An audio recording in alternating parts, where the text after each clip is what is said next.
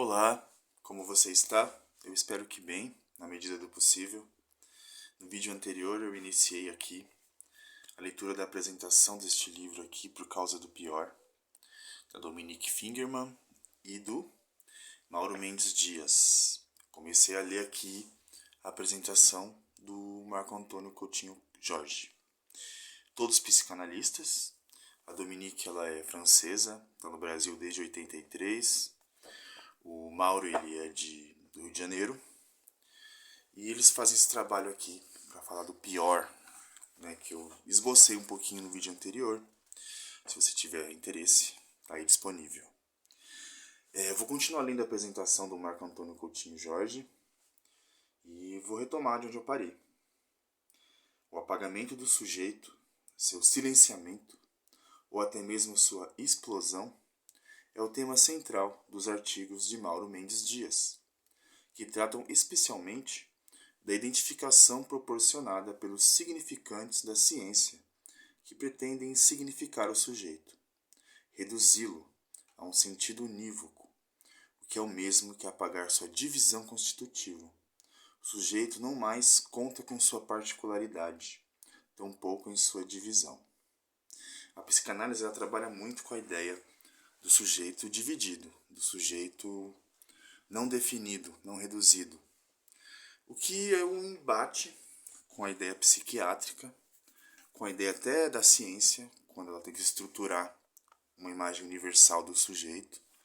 Se eu trazer um pouco aqui para a minha área, eu penso muito nas pessoas que chegam na sessão, no tratamento, já com um diagnóstico pré-estabelecido, né? O quanto este marcador, esse significante, ele acaba por reduzir as pessoas, né? Por limitar a pessoa dentro desse diagnóstico, desse transtorno, dessa montagem de funcionamento de sujeito, né? Como se fosse possível reduzir a partir, definir a partir desse diagnóstico, desse suposto transtorno. E muitas vezes, né, em algumas terapias, em alguns tipos de discursos narrativas, acaba aí, né? Se ignora essa contradição do sujeito, essa divisão do sujeito, que é um sujeito que não é conscientemente autocontrolável. Eu sempre coloco aqui o quanto é difícil a gente se controlar, o quanto é difícil lidar também com essa ideia ilusória de controle total sobre si mesmo, né? Algo que a psicanálise traz aí como questionamento, né? Abre as possibilidades. Exemplar disso é a medicação para o deprimido, para a criança hiperativa, para o ansioso. Ideal contemporâneo, a medicação ostenta, no dia a dia da sociedade, a íntima associação estabelecida pelo capitalismo com a ciência. Forjam-se novas patologias com as quais justificar a fabricação de novos remédios com os quais lucrar. Como formula Dominique Fingerman, no discurso do capitalista, o objeto vem tamponar o sujeito dividido, e nesse sentido, sua lógica é a mesma da toxicomania, o excesso, o demais. Filme pornô, em que tudo, sem exceção, é mostrado. Essa parte aqui que diz, né, sobre inventar, forjar novas patologias para vender mais medicamentos, né? É claro que a gente está pensando aqui numa narrativa radical para a gente bater de frente com essa redução da ideia de humano, de sujeito, né? Em muitos casos, claro, a medicação psiquiátrica ela vem como auxílio. Mas a questão é que se vê muito por aí, e eu ouço muito no discurso até dos meus pacientes, essa crença de que as coisas podem se resolver com a medicação. Você recebe um diagnóstico, você toma uma medicação, bom, agora eu vou melhorar. Como se o sujeito não tivesse que se haver com isso. Se haver com seus sintomas, se haver com suas dificuldades, com seu mal-estar e se responsabilizar, né? Tá aí uma grande questão.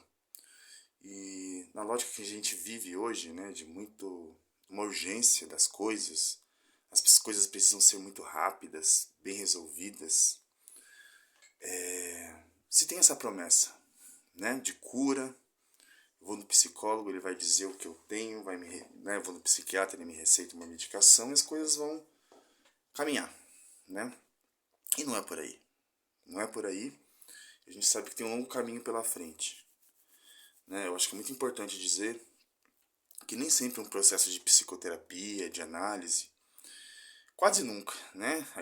A ideia é que não seja um lugar de conforto, né? Um lugar onde você vai sempre sair aliviado, você sempre, toda sessão você sai ali com um nível de satisfação, né? Como se fosse um produto que a gente vende e a pessoa se beneficia daquilo a cada sessão. E não é assim, é um processo, né? É desagradável lidar com a gente, pensar sobre a gente, se responsabilizar sobre nossos sintomas também, né? E eu tenho dito aqui, né, que a análise proporciona isso, a gente poder se responsabilizar, inclusive, pelo que é inconsciente, pelo que a gente não controla, né? E aí vem um trabalho que a gente não pode determinar um tempo, né? Um tempo de término, um tempo de cura, né? Inclusive já falei aqui em outras oportunidades sobre a cura sendo algo secundário no processo analítico, né? Como sublinha Mauro, nossa época é plena de descobertas que expulsam o sujeito. Desse apagamento do sujeito, o sonambulismo surge, surpreendentemente, como uma espécie de paradigma oculto. Seu diagnóstico corresponde à isenção de responsabilidade do sujeito quanto a seus próprios atos. Assim, o despertar do sono profundo, no qual a cultura se acha mergulhada, é recusado de uma vez por todas. Será que nela restam apenas as noites de Réveillon, com seu despertar pontual e evanescente de um ano inteiro de devaneio? O Mauro, né, o Mauro Mendes Dias, ele traz um artigo aqui que fala sobre o sonambulismo. E aparece essa imagem do sonambulismo, né, como vão dizendo assim, né, como a isenção da responsabilidade do sujeito quanto aos seus próprios atos. Eu falei agora há pouco, sobre a psicanálise proporcionar às pessoas essa responsabilização sobre seus sintomas, seus atos, né? Mas resta, igualmente, a arte, na qual se centra particularmente a atenção reflexiva de Dominique. A criação artística suporta, como a psicanálise, a ânsia que quer se apagar. E ânsia é uma palavra que o Lacan traz bastante, né, no ensino dele. Seria mais ou menos como algo que ainda não é e pode ser. Algo na gente ali que está nesse espaço intermediário. Aquela coisa que ainda não é, mas ali tem a possibilidade de ser. E às vezes na nossa cultura isso é atropelado, né? A gente não tem possibilidade de pensar, olhar para isso. E a arte, assim como a psicanálise, ela é um campo fértil para esse tipo de possibilidade, né? Os poetas e escritores são aqueles que dão seus testemunhos ao mundo de que é preciso encontrar palavras para fazer face ao imundo. Tracinho mundo é uma ideia que o Lacan traz, né? Olha que interessante. Encontrar palavras para fazer face ao imundo. É uma das questões que a psicanálise tem como motor, né? Possibilitar que as palavras venham, aquele não dito, aquela coisa que muitas vezes é só afeto e é difícil de expor, colocar no mundo. Dominique aponta que na estetização cinematográfica da violência, ensina-se pela hipótese fantasística, hipnose fantasística, a gozar do pior. Aonde não há sonambulismo, esse deve ser produzido. O Big Brother, achatamento patético, ignóbil, convulsível das massas, impõe o logro de que tudo é passível de ser visto, espiado. Onde nada será espiado. Onde não há silêncio, só palavra vazia. Ou psicoterapia, provocação, né, aqui. Quando se sabe que o invisível é o que importa, porque suporta a imagem, assim como o inaudível suporta o som, e o intangível a realidade. Aqui eu falo de onde não haverá silêncio, só a palavra vazia, ou psicoterapia, né? Aqui é uma psicanálise mais rigorosa, né? A gente está falando aqui de questões inconscientes, entre alguns conceitos de Lacan, né, que são um pouco complexos para a gente dizer aqui, mas essa questão da palavra vazia, Lacan fala de palavra plena, aqueles significantes que vão tentar preencher esse espaço, que muitas vezes é de angústia, né? E essa ideia, né, traz o Big Brother aqui como um achatamento patético, ignóbil, convulsivo das massas. Impõe o logo de que tudo é passível de ser visto e espiado, onde nada será espiado. Olha que curioso, né? Contradição aí. Essa impressão, essa ideia de que a gente está espiando a individualidade, a particularidade. Mas tem uma crítica aqui, né? Será que estamos vendo mesmo? Vamos ver direitinho isso aqui depois. A psicanálise não está em crise.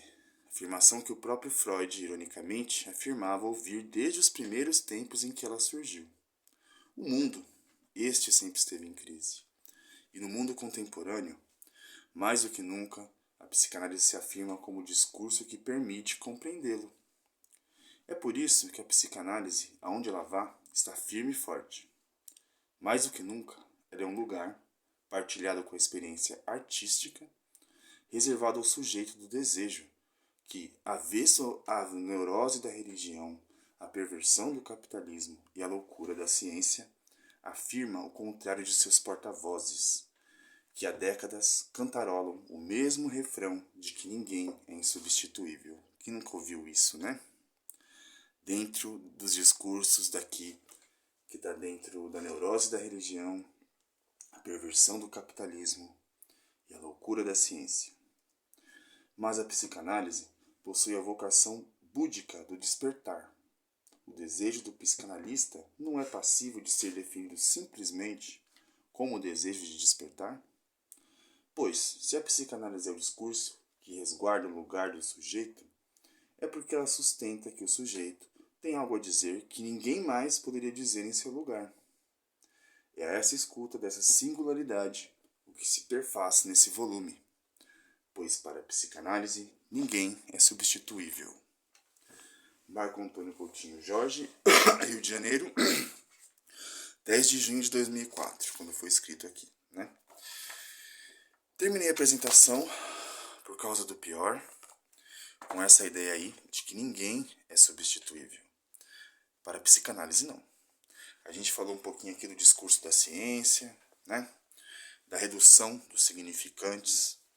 E eu pensei aqui, né? Como a psiquiatria ela trata muito do universal. Isso é uma pessoa de transtorno bipolar, transtorno borderline, transtorno depressivo. Só que para a psicanálise não interessa esse universal. A gente leva em conta, mas o que interessa a nós é a singularidade do sujeito. É aquele particular do sujeito, que não cabe nesse universal. E é por isso que a gente diz aqui que ninguém é substituível. E é por isso que muitas vezes é tão difícil e tão complexo transmitir o que a psicanálise significa, o que ela pode possibilitar, né? Então, ficamos aí com essas ideias. Não sei se eu volto com esse livro, eu achei que a apresentação poderia dar aqui algumas ideias para jogar aí, para a gente começar a entender melhor o que vem sendo dito aqui a respeito de psicanálise, da cultura, do sujeito, do inconsciente, tudo isso. E logo mais voltamos. Espero o seu comentário, espero a sua curtida, se você puder, quiser. E é isso, qualquer coisa, só me enviar mensagem. Até mais, se cuidem.